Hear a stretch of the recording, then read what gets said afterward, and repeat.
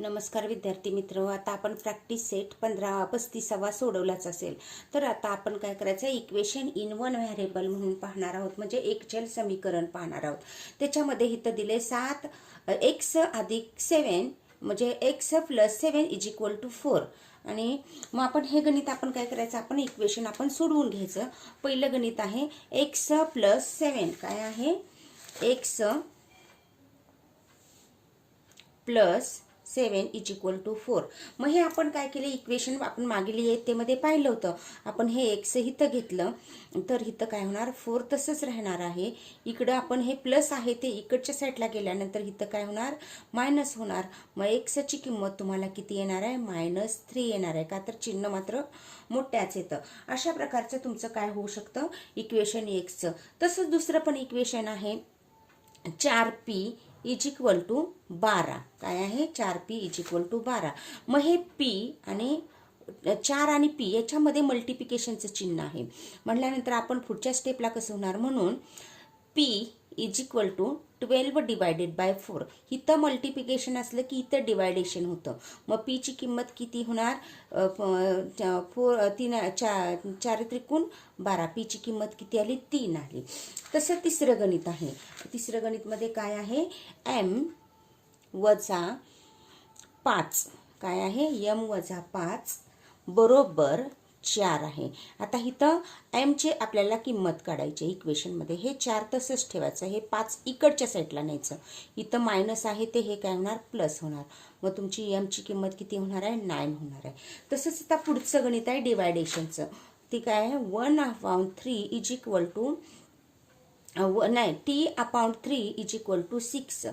मग आता इथं डिवायडेशन आहे, इक्वलटूच्या पलीकडे गेल्यानंतर काय होणार, तिथं मल्टिप्लिकेशन होणार आहे. मग आपल्याला टी ची किंमत मिळणार आहे. म्हणून हे म्हणूनचं चिन्ह लिहायचं नेहमी.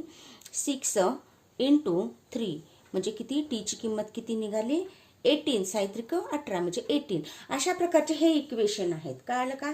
तर हे तुम्हाला इक्वेशन आपण मागील इयत्तेमध्ये पाहिलेलं आहे. तर आता लेटेस्ट लर्न आपण हे पण इक्वेशन बघू शकतो. कुठलं आहे बघा, हे इक्वेशन अशा पद्धतीने घेऊ शकतो. इथं जाणून घेऊ यामध्ये काय ते, लेटेस्ट रिकॉलमध्ये आहे इथं 2x + 2 = 8. मग आता आपल्याला काय करायचं, हे 2x आहे ते तसंच ठेवायचं आहे, हे 8 आहे ते तसंच ठेवायचं. आणि हे जे 2 आहे हे वजा अधिक आहे ते इकडं आल्यानंतर काय होणार आहे, वजा होणार आहे.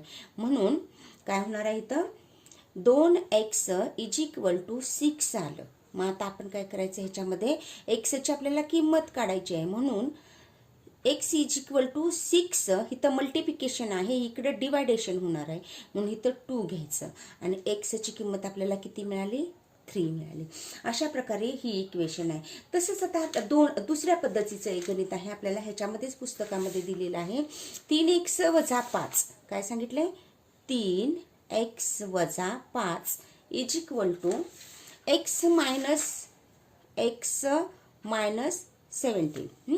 तर आता आपण पहिल्यांदा काय करायचं, इथं 3x आहे, हे x इकडे आणायचं आणि हे 5 आहे ते तिकडे न्यायचं.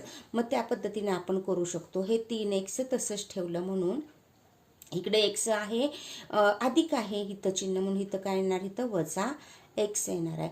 तसं -17 आहे ते तसंच ठेवायचं. काय करायचं, -17 तसंच ठेवलं आणि हे -5 आहे ते काय होणार, इथं +5 होणार आहे. मग आता ह्या 3x मधनं x गेलं, इथं किती आलं, 2x आलं.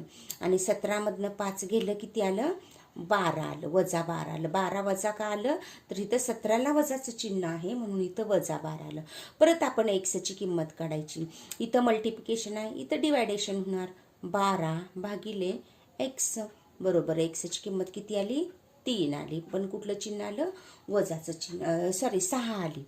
काय आली, 6 आली. इथं आपण 2 घेतल्यामुळं मग चिन्ह 6चं म्हणजे ह्याचं किती चिन्ह आलं, तुमचं -6 आलं. ह्याचं x ची किंमत 3. अशा प्रकारची हे जी तुमची आहेत हे इक्वेशन आहेत.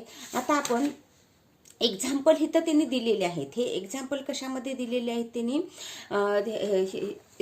शाब्दिक उदाहरणं आहेत ही. कुठली उदाहरणं आहेत ही? शाब्दिक उदाहरणं आहे. तर पहिल्यांदा त्यांनी काय केलेलं आहे, the length of the rectangle 1 centimetre. काय केले, एका रेक्टँगलची काय केली त्यांनी, इथं बघा आधी मी गणित रीड करते.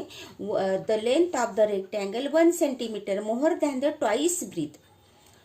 If the perimeter of the rectangle is the 15 centimeter, find the length. म्हणजे इथं सांगितलं की एका आयताची लांबी आहे त्याच्या रुंदीपेक्षा दुप्पट आहे. मग एका आयताची लांबी किती आहे, 1 सेंटीमीटर आहे, त्याची रुंदीपेक्षा दुप्पट आहे. दुप्पट आहे म्हणजे ट्वाइस आहे, म्हणजे एकने जास्त आहे, म्हणजे तिथं किती असणार आहे तुमची, 2 असणार आहे. किती असणार आहे, 2 असणार आहे. If the perimeter of the rectangle is 15 centimetre, find the length. मग आता आपण काय करायचं, आपल्याला इथं एक रेक्टँगल आहे म्हणून इथं सांगितलंय एका रुंदी किती आहे माहिती नाही आपल्याला, म्हणून त्यांनी काय सांगितले की the rectangle of the breadth. म्हणून काय सांगायचं, इज एक्स म्हणायचं.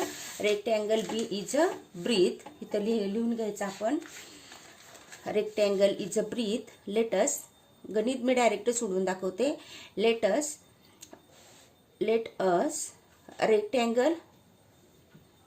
रेक्टँगल इज अ किंवा बी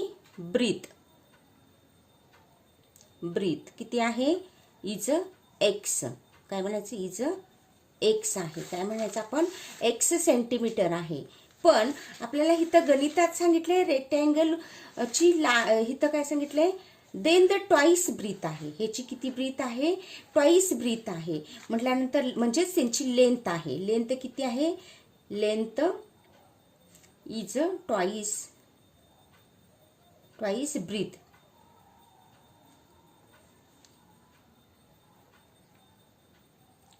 DTH ब्रीथ किती आहे, आपण काय सांगितलं, ट्वाइस आहे. म्हटलं तिथं 2x येणार. काय ना, 2x. आणि त्याच्यापेक्षा एकनं काय आहे, जादा आहे. काय आहे, एकनं जादा आहे सेंटीमीटर. मग आता आपल्याला इथं रेक्टँगलचं सूत्र काय, 2 लेंथ इंटू 2 ब्रीथ. आपल्याला पेरिमीटर ऑफ द रेक्टँगल. आता इथं आपण सूत्र लिहायचं, perimeter of rectangle is equal to 2 length into 2 breadth. अशा प्रकारे. मग आता आपल्याला लेंथ किती आहे, ब्रीथ किती आहे ती लिहायची. किती आहे, 2 गुणिले म्हणजे लांबी गुणिले रुंदी येते. म्हटल्यानंतर आपण काय करायचं, 2 कंसात 2x अधिक 1 ही झाली तुमची ब्रीथ झाली. तर त्याची लांबी किती आहे, अधिक 2x आहे. अशा प्रकारे आता आपल्याला हे समीकरण करायचं आहे तयार. तर पहिल्यांदा आपण काय करूया, हा कंस आहे तो सोडवून घ्यायचा. म्हणून काय करायचं, आपण हा कंस सोडून घ्यायचा. 2 न ह्या कंसाला गुणायचं. काय करायचं, 2 into 2x bracket plus 2 into 1. अशा प्रकारे हा तुमचा हा कंस तुम्ही केला. आता हे आहे तसंच 2x लिहायचं. नंतर म्हणून ह्याचं किती झालं, 4x आलं, प्लस किती आलं, हे 2 आलं, आणि प्लस इथं किती आलं, 2x आलं. काय झालं, 2x आलं. आणि आपल्याला ही किती सांगितलेली होती, त्यांच्या आयताची परिमिती किती होती आपली, 50 सेंटीमीटर होती. किती होती, पेरिमीटर किती होती ही, 50 सेंटीमीटर होती. किती होती ही, 50 सेंटीमीटर होती. म्हणून हे 50 तसंच ठेवायचं. आता आपल्याला काय करायचं, हे समीकरण सरळ रूपात मांडून घेऊया आपण. आता इथं काय करायचं, 4x अधिक 2 घेऊया, अधिक 2x घेऊया, इज इक्वल टू 50. अशा प्रकारे आता हे 4x आणि 2x किती झालं, 6x झालं. किती झालं, 6x अधिक 2 आलं. हे 50 तसंच ठेवलं. आता हे 2 आहे ते तिकडे घेतल्यानंतर मायनस होणार. म्हणून 6 इज इक्वल टू 50 मायनस 2 म्हणजे किती आलं, 6 इज इक्वल टू 48 झालं. किती झालं, 48 झालं. मग आता हे आपल्याला एक्सची किंमत काढायची. एक्स म्हणजे तुमची काय आहे, ब्रीथ आहे, काय आहे तुमची रेक्टँगलची ब्रीथ आहे. म्हणून x is equal to 48 divided by 6 म्हणजेच किती आलं इथं तुमचं 8 आलं. एक्सची किंमत किती झाली 8 आली. मग आयताची रुंदी किती असणार आहे 8 सेंटीमीटर असणार आहे. म्हणजे ब्रीथ किसा मग हा जर तुमचा आयत असेल तर हे तुमचं असणार आहे 8 सेंटीमीटर असणार आहे. किती असणार आहे 8 सॉरी हे याची रुंदी आहे ती किती असणार आहे 8 सेंटीमीटर असणार आहे. आणि ही जी लांबी आहे ती तुमची किती असणार आहे x 2x अधिक म्हणजे किती असणार 1 म्हणजे 8 दुनी 16 16 आणि 1 17 म्हणजे हिची पेरीमीटर किती असणार आहे पेरीमीटर ऑफ द आयत आता येणार आहे पेरीमीटर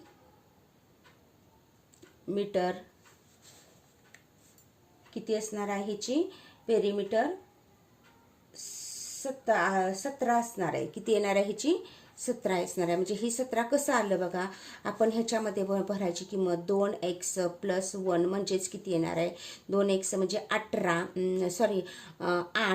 गुणिले 2 अधिक 1 बरोबर 17 येते बघा. 8 दुनी 16 16 आणि 1 17 अशा प्रकारे हे तुमचं शाब्दिक उदाहरण आहे. समजलं का तुम्हाला हे शाब्दिक उदाहरण.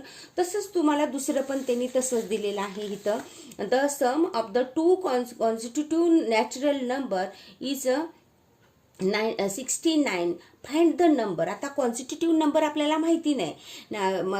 कॉन्स्टिट्यूटिव्ह कुठला पण घ्यायचा. मग आपण काय करूया 2 कॉन्स्टिट्यूटिव्ह नंबर घेऊया. एक घेतला त्यांनी इथं x घेतला आणि दुसरा काय घेतला x + 1 घेतला. ह्या 2 कॉन्स्टिट्यूटिव्ह नंबर आहेत म्हणजे जवळजवळचे नंबर आहेत काय लगतचे नंबर. कॉन्स्टिट्यूटिव्ह म्हणजे लगतचे नंबर.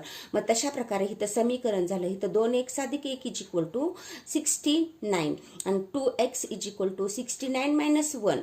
मग आपल्याला 2x इथं 6 इज इक्वल टू 68 आलं. 68 परत म्हणून एक्सची किंमत किती आली 34 आली. मग आपण काय केलं पहिली कॉन्स्टिट्यूटिव्ह म्हणजे नॅचरल नंबर आहे ती 34 आहे. 34 अधिक 1 35 अशा ह्या 2 तुम्हाला कॉन्स्टिट्यूटिव्ह नंबर आपल्याला अशा मिळाल्या.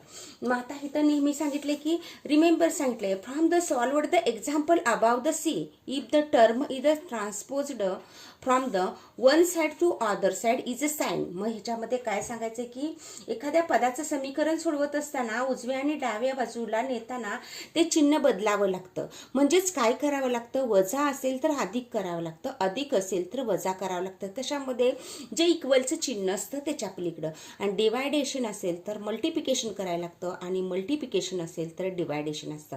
हे तुम्ही लक्षात ठेवायचं. ह्याच्यावरनं तुम्हाला हा प्रॅक्टिस सेट आहे 36वा हा तुम्ही मला सोडवून पाठवायचा आहे. मी जी शाब्दिक उदाहरणं आहेत 4 ती मी तुम्हाला उद्याच्या व्हिडिओमध्ये सोडून दाखवते. परंतु तुम्हाला 3 प्रश्न सोडवून मला उद्या पाठवायचे. तर उद्या संध्याकाळी हे पाठवते. थँक्यू.